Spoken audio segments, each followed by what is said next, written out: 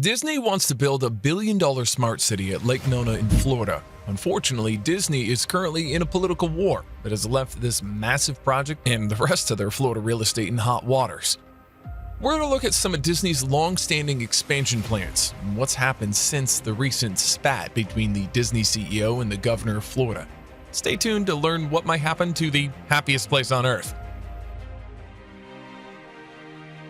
Disney has had a home in Florida since 1971. Theme parks like the Magic Kingdom, Epcot, and Animal Kingdom draw nearly 60 million people in annually. The Walt Disney Company employs some 60,000 people in the state of Florida, too. The entertainment giant announced that it would be soon expanding its business towards the East Coast. The dream is to build a new smart city of Lake Nona. With Florida becoming a hub for innovation, technology, and community, it comes as no surprise that Disney would want to join the major companies that have set up camp in the state's business-friendly environment. Since 2019, Disney has hyped their plans to relocate nearly 5% of its cast members, Imagineers, and staff from California to the new Lake Nona campus in a bid to further consolidate team effort and impact, as well as foster more creativity and operational efficiency. The proposed new Disney campus will be located around 20 miles or 32 kilometers east of Disney World. Their initial plan includes a 60-acre piece of land that was acquired for almost $46 million from real estate development firm Tavistock Development Co.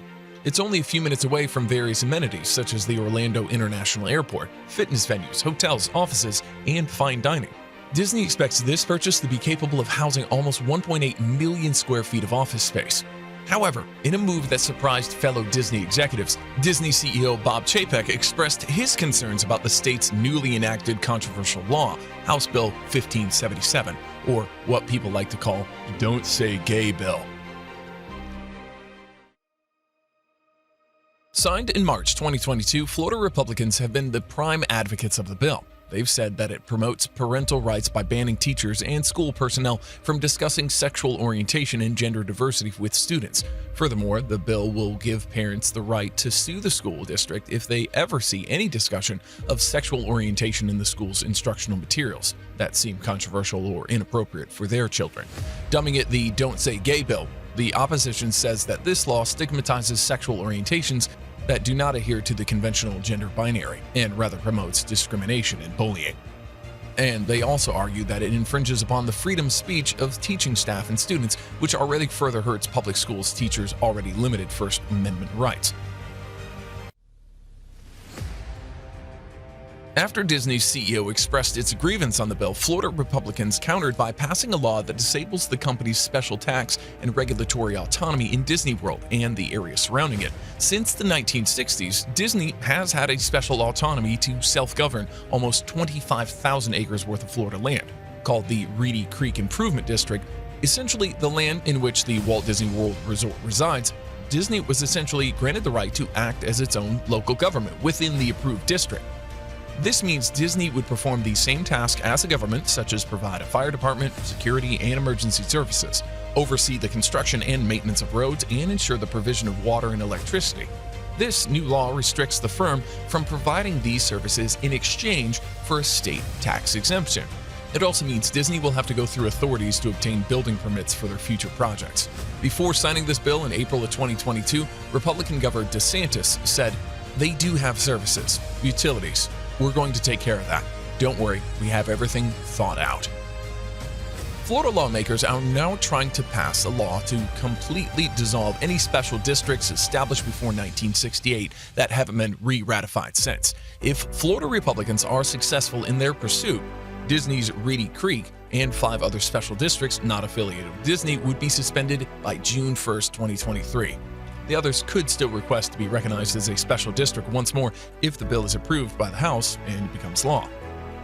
Although Disney hasn't responded yet to legislature's attempts, if successful, the matter will end up in courts since, according to Florida law, special districts established by the legislature may only be disbanded by a majority vote of the district's landowners. Many analysts have also said that this legal battle could set up a precedent in Florida's relationship with theme parks in the near future.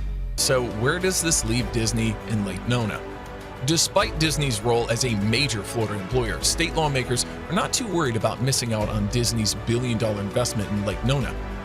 This is all due to the fact that Lake Nona's economic prospects are high enough to attract equally large companies to the table, such as KPMG, Amazon, and the United States Tennis Association. With Lake Nona's potential economic rise throughout the years, Disney's possible pullout will not be seen as a major loss to the state. Disney, however, has been undeniably one of the biggest taxpayers in Florida, even with the tax cuts that they've enjoyed. According to the fact sheet, Walt Disney World Report has paid over $780.3 million in both local and state taxes in 2021 alone. And since Disney's track record is on good footing with its employees and fans, it's unclear whether which party would suffer more consequences, the company or the state. Zooming out a little bit, the fight over Reedy Creek and special districts is part of the Republican Party's larger anti-Disney campaign that exploded following Chapek's opposition to, quote, "Don't Say Gay," the bill.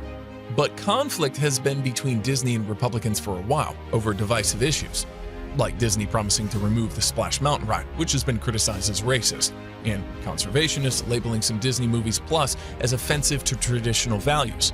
Right-wing media sites have regularly attacked the company, and conservative demonstrators have gathered in California and at Walt Disney World. Disney's involvement in the partisan culture battles comes despite the CEO's initial reluctance to speak out on any political matters, and it's even been agreed among the Disney business executives that they would not be publicly commenting on political matters.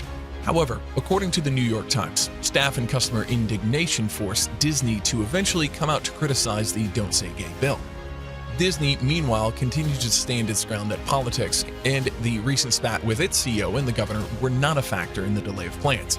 In the heart of this conflict, Disney has announced that it still plans on moving 2,000 of its employees to the new campus in Lake Nona, but it will be delayed until 2026. The transfer to Florida was initially scheduled to begin in late 2022. However, Disney stated through their spokesperson that the delay is given the construction and people involved more time to adjust to the new establishment. Furthermore, reports surfaced that it's not just Disney's new regional base that could bring in business to the state.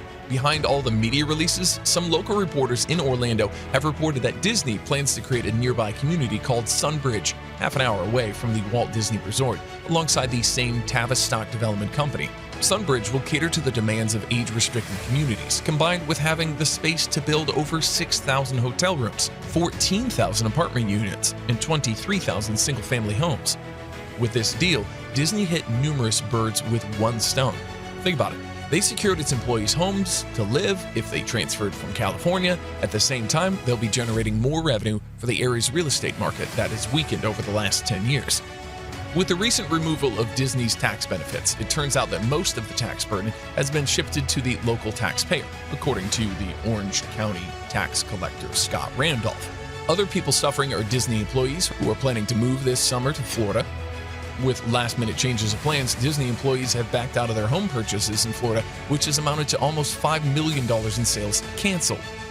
For a fun fact, this is not the first time that Disney has stepped into the residential real estate world in Central Florida. It already built two popular communities, Golden Oak and Celebration, both of which are generating huge profits by a large margin today.